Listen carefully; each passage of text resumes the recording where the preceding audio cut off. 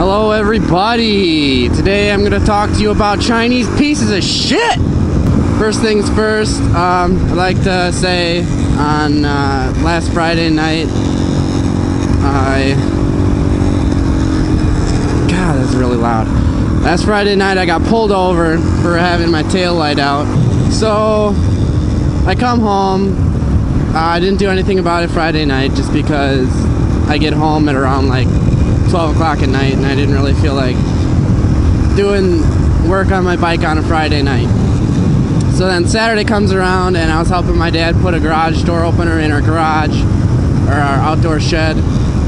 And I also worked on my really old piece of shit dirt bike that I just pretty much use for banging around wheelies, hill climbs, all that junk. Just, oh shit, my mirrors aren't out. Anyway, I was working on that because I wanted to change the handlebars out because they were really high and I don't like high handlebars. And then Sunday comes around and I worked on my pit bike. That's been having some starting troubles and holding an idle. I'm pretty sure it's the carburetor, because when I pull the throttle sometimes it doesn't give anything. Just like it can idle fine, and then I pull the throttle and it's like and it's not getting anything, and then it kicks in right away.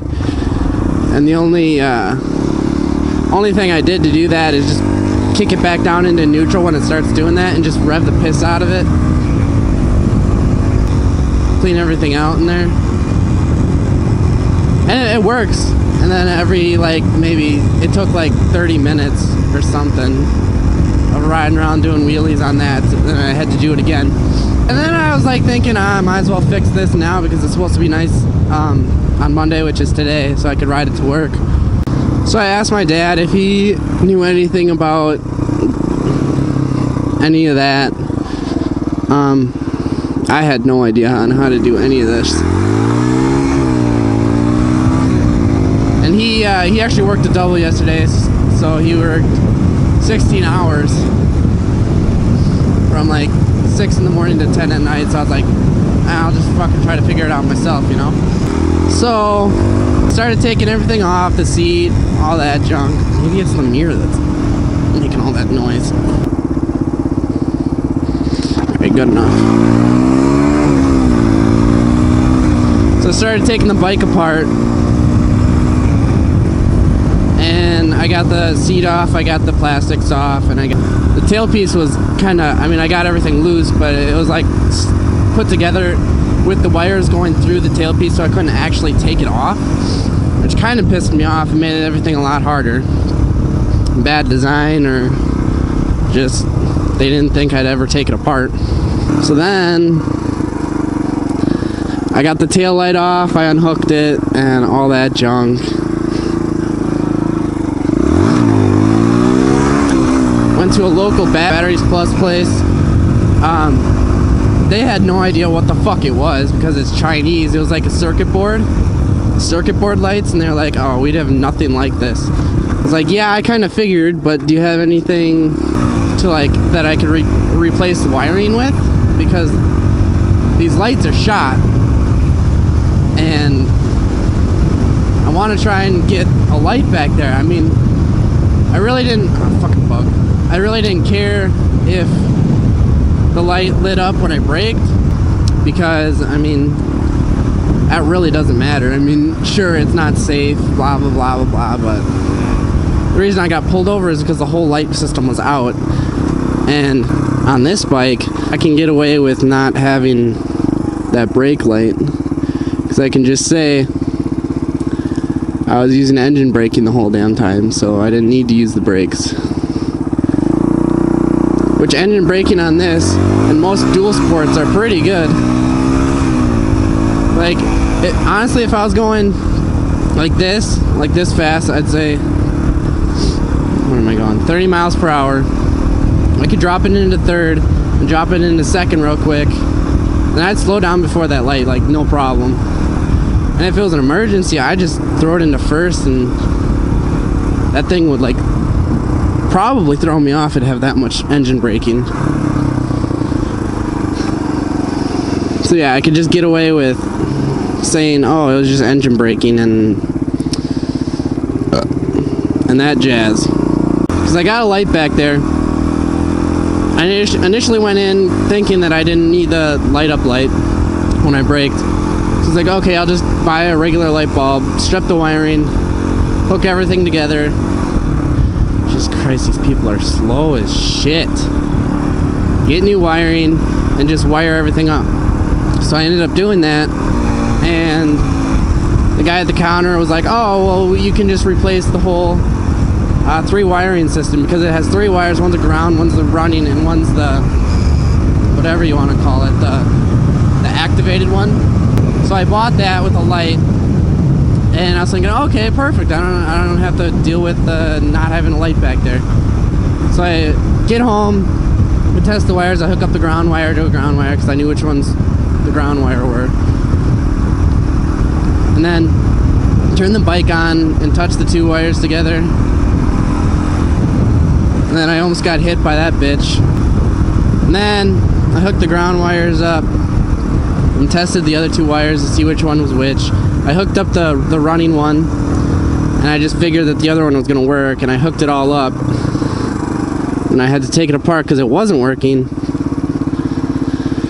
And then I just said, fuck it, I don't need the activated light.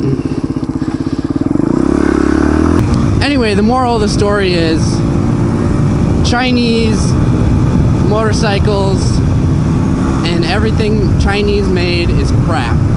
So I had to strip out all the wires back there and replace them. And it still doesn't work right because, I mean, it's not the thing wasn't designated for motorcycles, but I just wanted a light back there so I don't get pulled over again, you know? It matter to me anyway, because once I get my new motorcycle, this is going to be used for mostly trail riding and possibly commuting, but I mean, I don't know. I'm probably going to use the other one for commuting so I can take the highway a lot easier. I thought that was a banana peel. That would have been funny. But that brings up another question.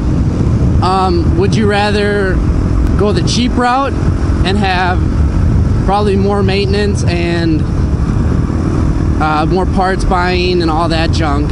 Would you rather go for the more expensive name brand bike that's probably has a lot better reliability and a lot better dealer support? I love this bike. It's my first street bike, so I have nothing to really compare it to other than dirt bikes. Which basically, this is it's a toned down dirt bike pretty much. I mean, really toned down because this is a piece of shit, but it gets the job done, you know? So yeah, I mean, would you rather, I mean, if you're coming from me, my parents never really wanted me to have a motorcycle.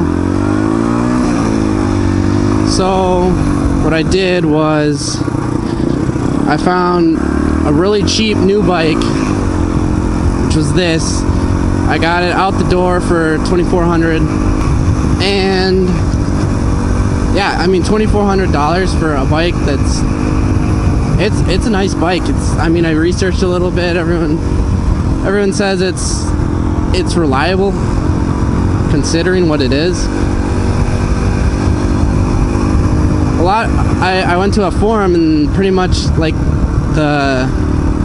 what you call it, the general opinion was like, yeah, if you don't starve the bike with oil, starve the bike from oil or with oil, if you don't put oil in the bike, that's the only way you're gonna frickin' destroy it, really, other than totaling it.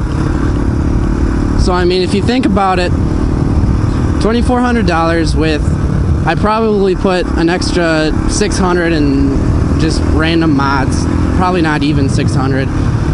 These were like $250. I bought some Kawasaki decals. I bought some paint. I painted one of the pieces of plastic, and I bought some spoke skins. I really like the spoke skins. I would definitely recommend those. They're really cool. They're very durable. Like one has a chip in it because I rammed it with a tree branch that was laying down, but none of them falling off. They clean pretty easily. And I bought some rim tape, which was like, well, 2 sets of rim tape because I fucked up. But it ended up looking nicer in the end. So yeah, I basically have $3,000 into this bike, and it's my first bike. It's cheap. I love it. I would recommend going the cheap route, cheap Chinese route.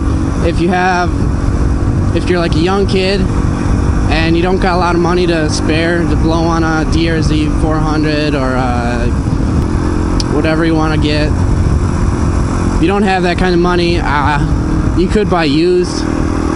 I've seen DRZs go for like a little over $4,000, a little under $4,000, right around that area.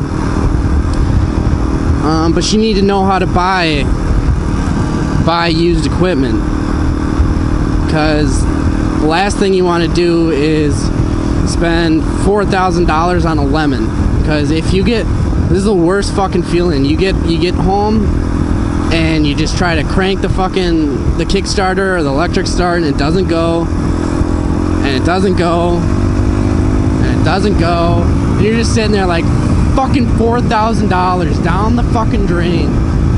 You need to make sure you check the oil level, make sure it's not below, not above.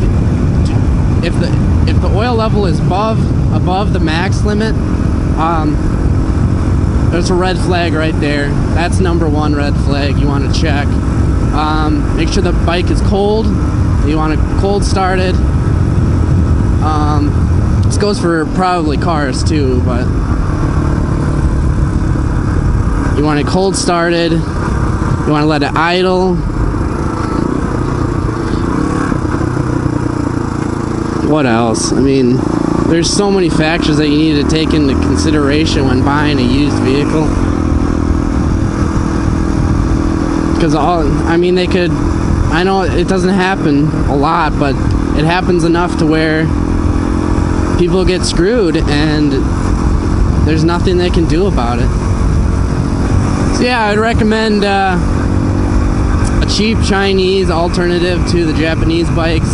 If you're young and you don't got a lot of money and your parents aren't going to help you with it. My parents, I get a loan for my next bike just because I want to build some fucking credit, you know, because I have 0 credit right now.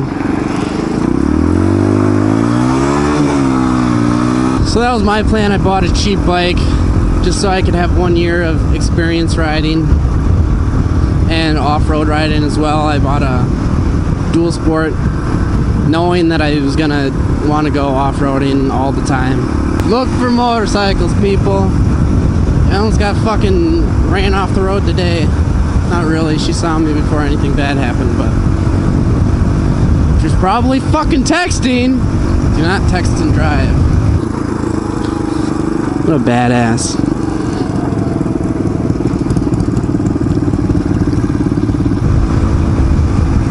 You do end up going cheap, buying a Chinese motorcycle like I did for just to save money. I mean, a lot of people out there got families, they don't want to spend freaking money to get Harleys or even Japanese bikes.